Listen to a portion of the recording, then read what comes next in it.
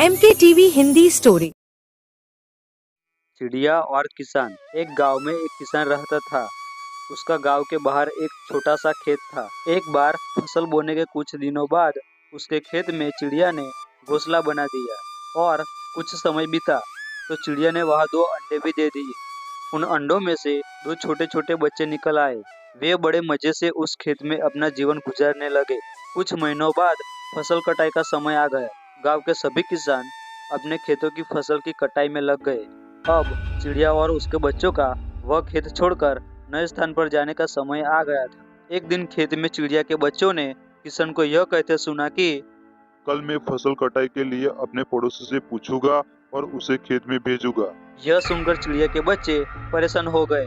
उस समय चिड़िया कहीं गई हुई थी। जब वह वापस लौटी तो बच्चों ने उसे किसान की बात बताते हुए कहा, माँ, आज हमारा यह अंतिम दिन है।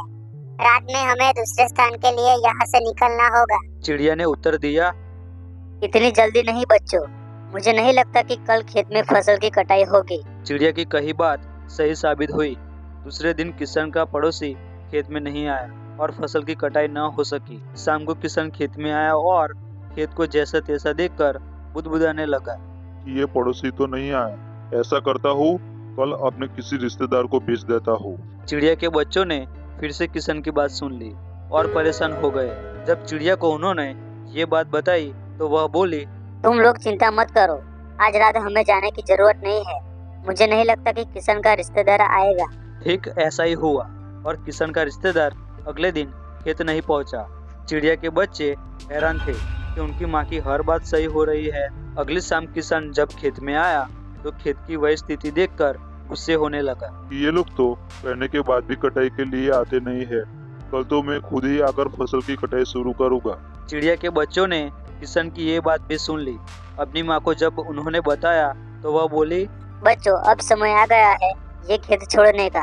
हम आज रात ही ये खेत छोड़कर दूसरी जगह चले जाएंगे। दोनों बच्चे हैरान थे कि इस बार ऐसा क्या है जो माँ खेत छोड़ने को तैयार है। और उन 2 बच्चों में से एक बच्चे ने पूछा, क्यों माँ, पहले 2 बार तो आपने मना किया था खेत छोड़ने को, अब क्यों तैयार हो गए खेत छोड़ने के लिए?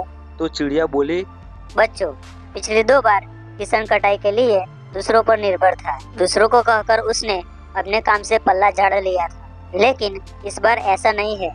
इस बार उसने यह जिम्मेदारी अपने कंधों पर ले ली है, इसीलिए वह अवश्य आएगा। उसी रात चिड़िया और उसके बच्चे उस खेत से उड़ गए और कहीं और चले गए।